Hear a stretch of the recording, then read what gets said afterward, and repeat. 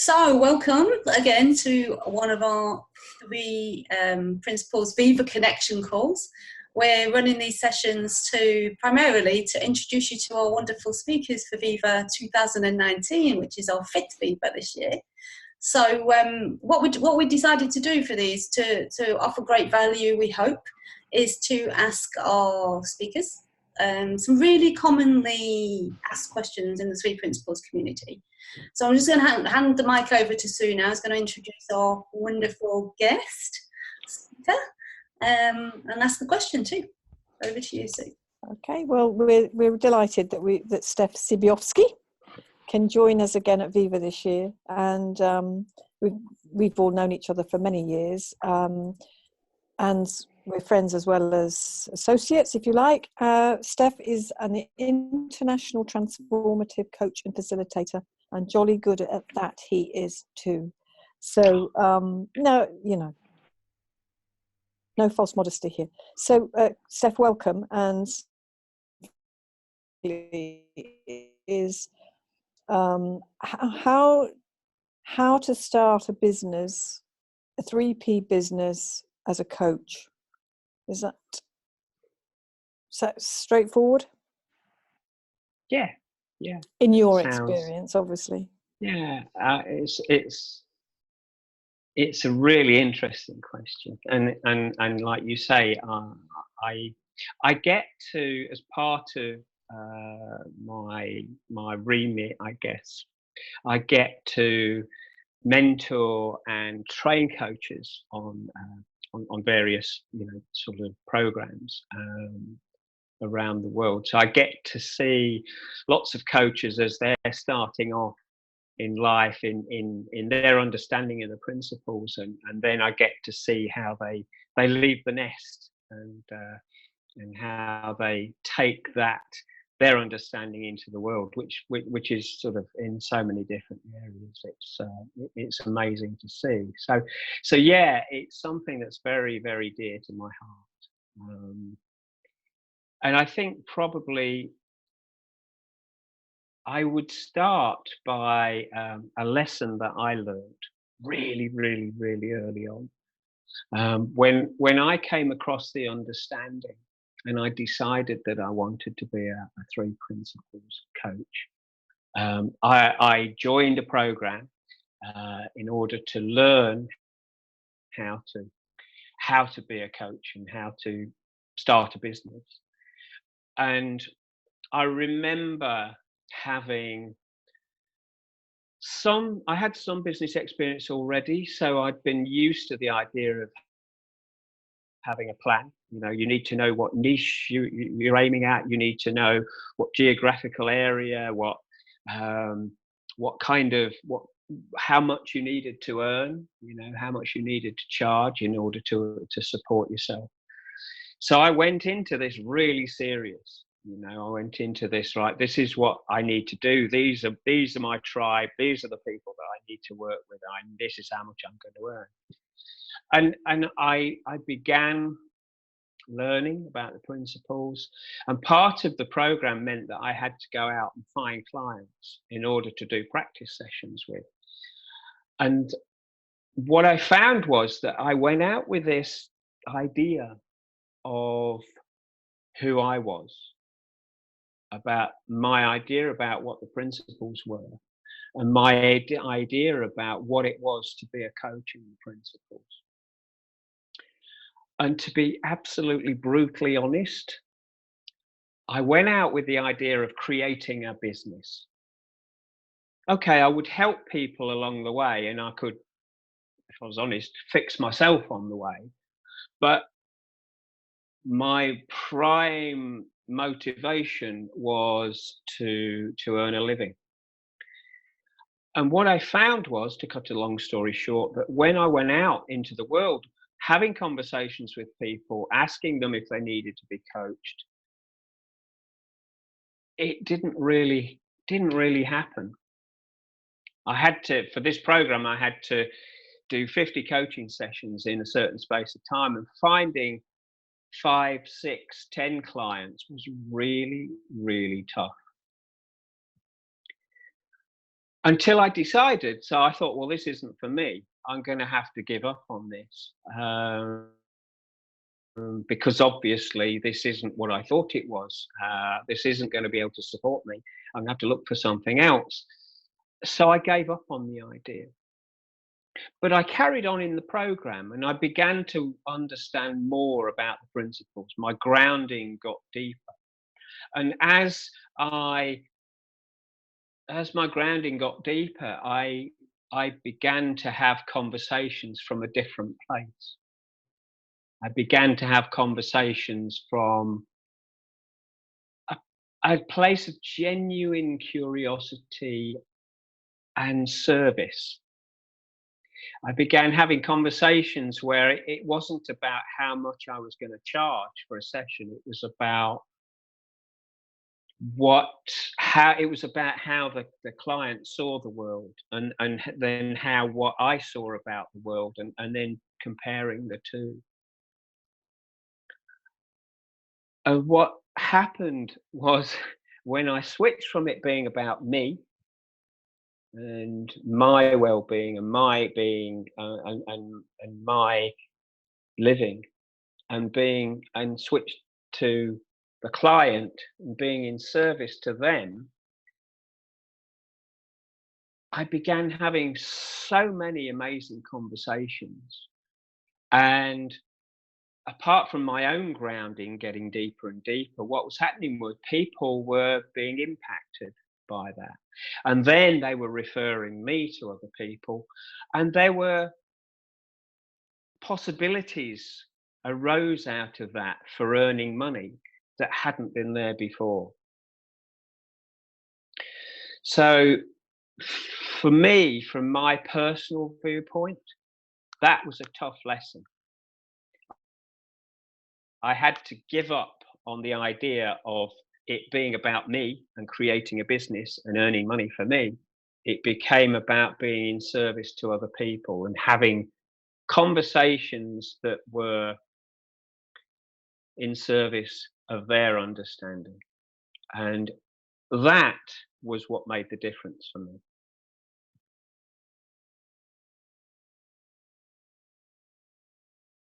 I guess the other thing that I would like to say is that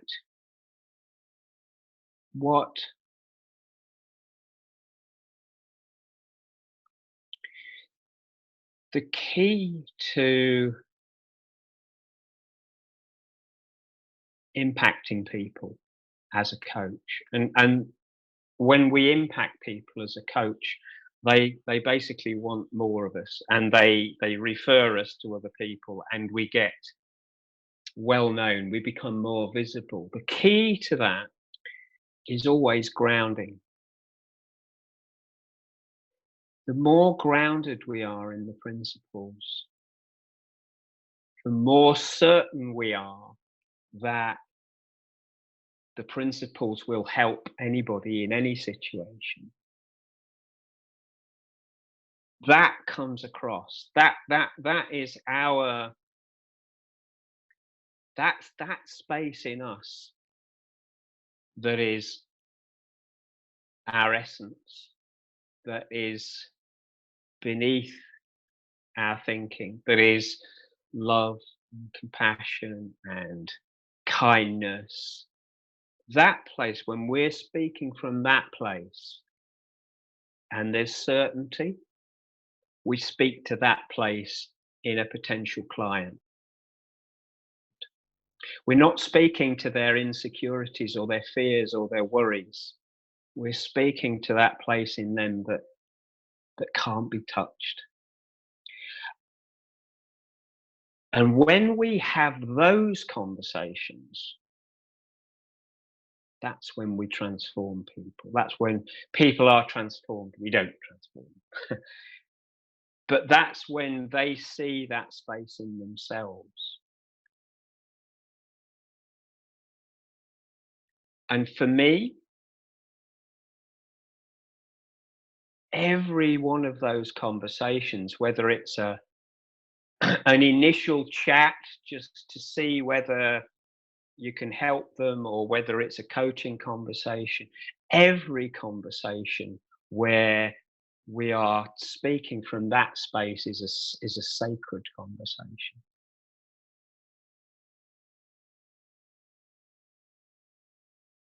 That's where the magic happens.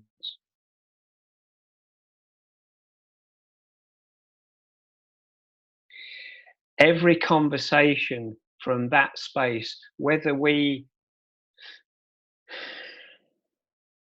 when we're not expecting any outcome, when we don't have an agenda, when we're just there to be in service of people,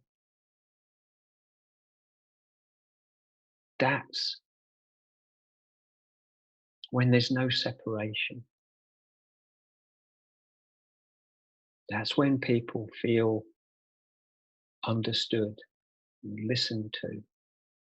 That's when we can point them in the direction of their own wisdom, even if it's just an initial chat to see whether we're a good fit. People feel that connection, they feel that clarity, they feel that certainty. So we all kind of have a flavor of how we share the principles. We all have an art to how we do it.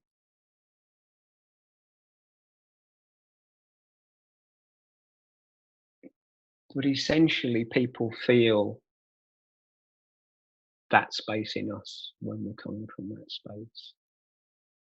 And that is what does all the hard work.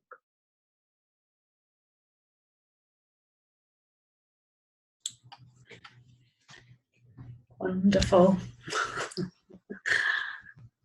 I it's not that I've not heard that before, because I have. But the way that you have just demonstrated exactly what you were saying, if that makes sense. Where you were coming from just then, I really felt that impacted me greatly. So thank you for that. And I imagine that people who are listening to this are going to hear that too and feel. More importantly, I think it's the resonance, isn't it? The feeling of it. And then what you said in the first, your first point about not making it about you. Again, it ties in, doesn't it? It ties in with, take you out of the conversation, take you out of the business, take you. If we're coming from service, if we're coming from wanting to truly help people, then people can't help but feel that. And as you say, get impacted. And whether it's them that takes us up on being a client, or whether they refer somebody, or whether they, that's the way it works. That's beautiful. I remember Elsie talking about Sid when he declared that he was leaving the mill. He was going to go out into the world and he was going to share this. Everybody was so worried for him.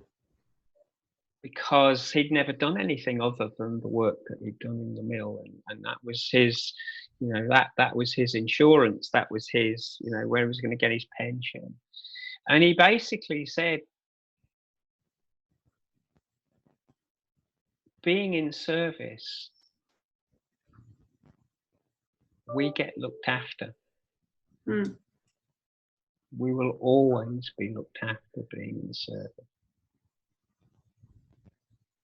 And that is such a beautiful message for all of us that are in service, isn't it? Absolutely. That whenever and I do as well, I have times when I get worried and I get insecure, and I think I should go out and build a website and have lots and lots of sort of things to make me visible, and at some point when I quieten down again, I realize that it's coming from this space that makes all the difference. Not the noise in my head, but this quieter place. I think that's such a powerful message to be reminded of, or to hear it for the first time, that there is a lot of noise and it's very seductive and it's it's resilient because it comes back and it comes back and it comes back, and it probably always will. But the way that I was hearing you is there's a certainty that just wipes that out. You know, even when it's there, there's still that certainty. Absolutely. I think that's such a gentle clarity. You know, it's clarity. It's thank you. I really enjoyed being reminded and to hear that. It's beautiful. Bless you. Bless you. Thank you. This has been an absolute joy. Real gift. Thank you. Well, we're very so good to see you again. Yeah, you too. We're going to say we've only missed you 1 year at Viva, so we're so dead excited to have you definitely with us this year. Brilliant. Yeah. Fabulous. So we'll see you. If we don't see you before, we'll see you in November. Definitely. I can't wait. I really can't wait. Thanks, Stef. Thank you. Bless you. Bye.